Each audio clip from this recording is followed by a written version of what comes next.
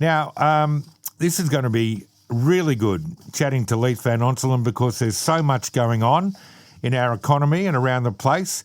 As you know, he is from macrobusiness.com.au. It's where we go every day for our financial and monetary news and other matters around our economy. He's also the chief economist at the MB Fund at MB Super. He's on the line, the Treasury of Common Sense, Leith Van Onselen. Hello, my friend. G'day, Luke. How are you? Travelling well, mate. How about you? Yeah, pretty good, mate. It's a little bit cooler down here today, but yeah, pretty good. Well, I can't believe it, but there's been some discussion, has there, from government about East Coast gas reservation. I wonder where they got that idea from, and this is extraordinary, isn't it?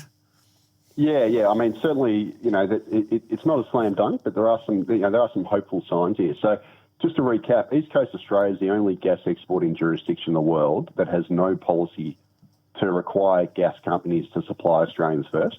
And as a result, East Coast Australia has the highest gas prices in the world amongst gas exporting jurisdictions.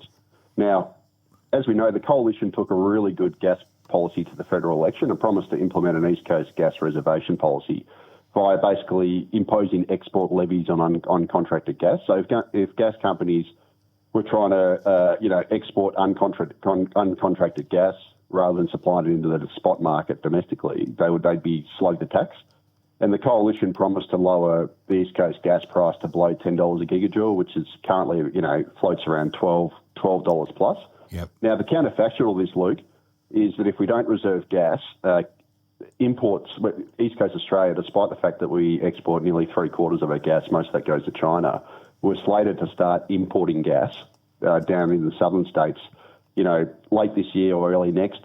And once we do that, the East Coast gas price is going to rocket because we'll be paying import parity prices. So at the moment, we're effectively paying export parity prices, which is the cost that we charge exports, less the cost of liquefying those exports and then transporting it. But if we start importing it, we're going to be paying the cost of liquefaction plus transport, then degas, converting it back into gas. Yes. Now, just to show you how good the Coalition's policy was, Shell Australia's Chair Cecil Wake admitted during the election campaign that the Coalition's gas reservation policy would reduce costs, and that person said that it'll potentially push more supply in the market than there is demand, and when that happens, it'll have the potential of driving prices even lower than $10 a gigajoule. Now, that's almost a direct quote. I'm paraphrasing, but that there is proof positive that the policy was going to be good if you got one of the major energy companies telling you that's going to force down the cost of gas.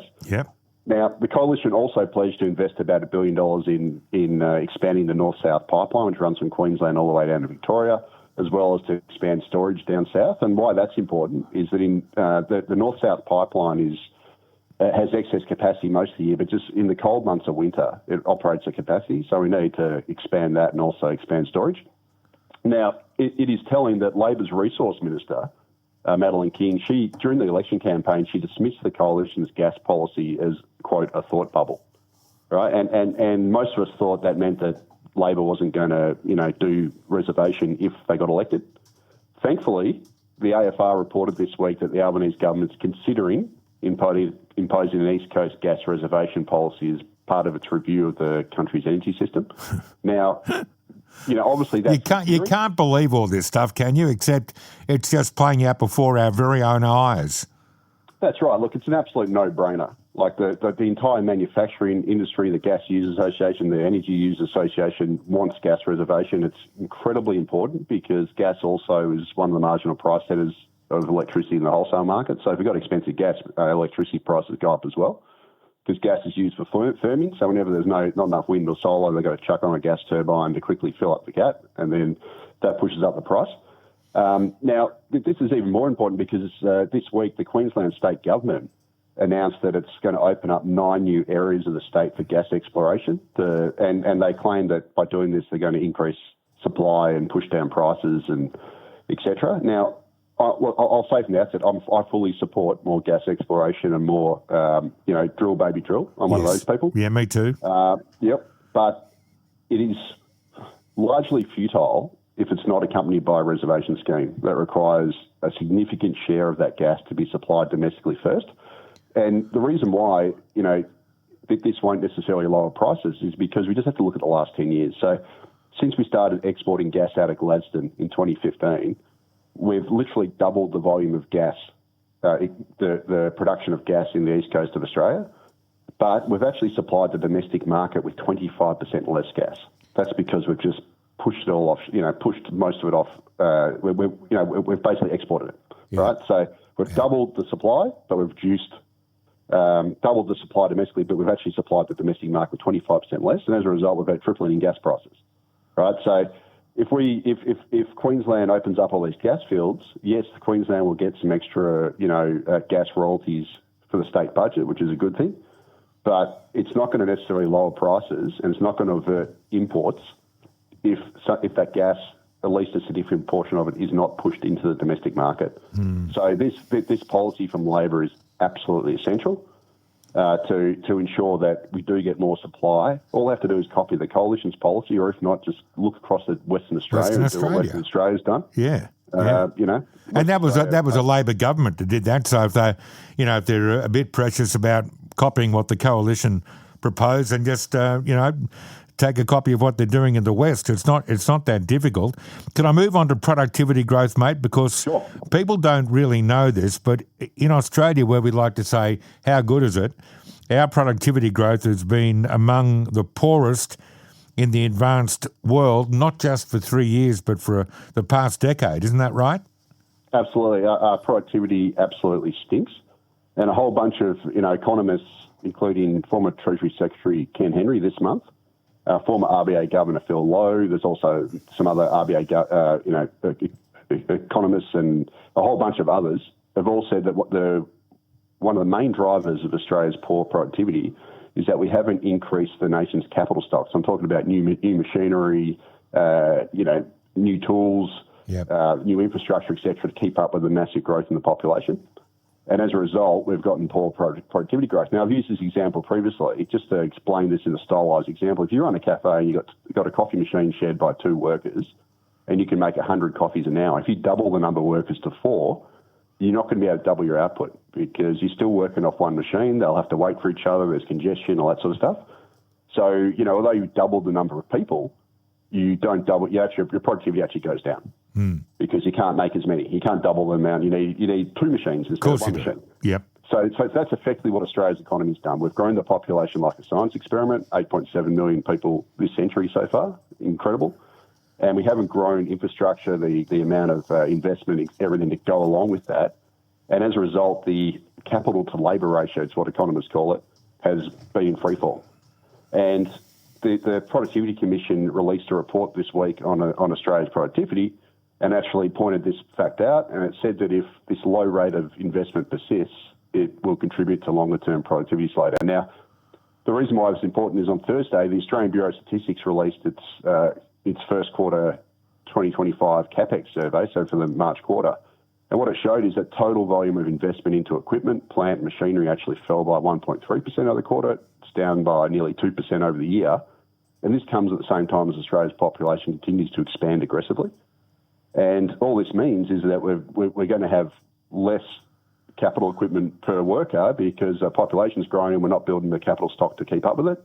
And the long-term outlook is very poor because the federal government predicts an extra 13.5 million people coming to the country in the next 40 years, and that's like adding another Sydney, Melbourne, and Brisbane currently to Australia's population. You need all the infrastructure, all the houses that are in those cities, all the energy, everything, all the business investment, everything to keep up with that. And I just can't see a way we're going to do it. We haven't done it in the last 20 years, and our productivity growth has suffered. Yeah. So if we keep just growing the population like a science experiment, when we can't keep up with that, whether it's housing, infrastructure, business investment, our productivity growth is going to stink, and our living standards are going to stagnate. Yeah. Now, each week I'm going to put to Leith the question, do we have a clown of the week or a champion of the week? So it can be good news and bad news. And I understand this week... This week, mate, you've got a clown of the week, do you?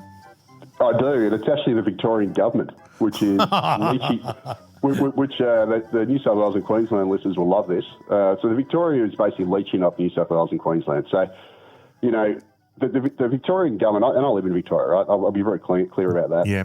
We are the most poorly run state in the country, and we have a state government that is absolutely drowning in debt, right? So our per capita debt is so much ahead of, New South Wales and Queensland. So per person, we owe $22,900 per person in net debt versus $15,200 in New South Wales and about, $9,300 in Queensland, right? Yep. And we've all our infrastructure projects have been massively over time and over budget. We're drowning in bureaucrats that spent heaps on all this public service and all this rubbish, right? Yeah. And the federal government has effectively bailed out Victoria by handing it. It's rewarded incompetence by handing it $7.5 billion of additional extra GST revenue over 2 years. So I'm talking about the current year we're in now and for next year. Yep. Whereas New South Wales is only going to receive $1.1 billion, and Queensland's actually going to lose $2.8 billion. Oh, my God. So effectively, because of Victoria's incompetence, the federal government's effectively given it a bailout, given it all this GST revenue. As a result, Victoria is now going to receive $1.07 in GST for every dollar raised. New South Wales has fallen to 85 cents per dollar raised, and Queensland's 85 cents and New South Wales 86 cents. Uh-huh. So the reality is that, Australian taxpayers are bearing the burden of Victorian government's financial incompetence. So we've got, massively wasteful projects, massively drowning in bureaucrats. And to make matters worse, these gas projects that Queensland has approved or is looking to approve, as their royalty revenues go up because they're improving gas, their GST take will go down, right? Whereas Victoria has banned new gas projects, which means that we're not going to get these royalties that we could have got, but we're going to get rewarded for being for basically stopping investment with extra GST revenue. Well, they've converted the GST revenue into a participation medal. Everyone's a winner here. Even if you stuff things up royally, we'll still find a way to make you a winner. We'll just tip into the pockets of people in other states and, then all it is just turn up and you get the prize and we cover over the cracks. It's a bloody joke, isn't it? Mate, it's an absolute joke. And again, the GST allocation rewards incompetence. Victoria stuffs things up. It runs itself poorly. It blows money left, right and centre. It refuses to do new gas exploration or, open up new resource, new ways to raise revenue as well. Yeah. And it gets rewarded, whereas Queensland is going to get penalised from approving new gas fields because it's going to get extra royalties from it. And New South Wales receives the most migrants in the country, right? You're the biggest state, and you need to be able to provide funding for infrastructure and services for the massive influx in migrants that you have.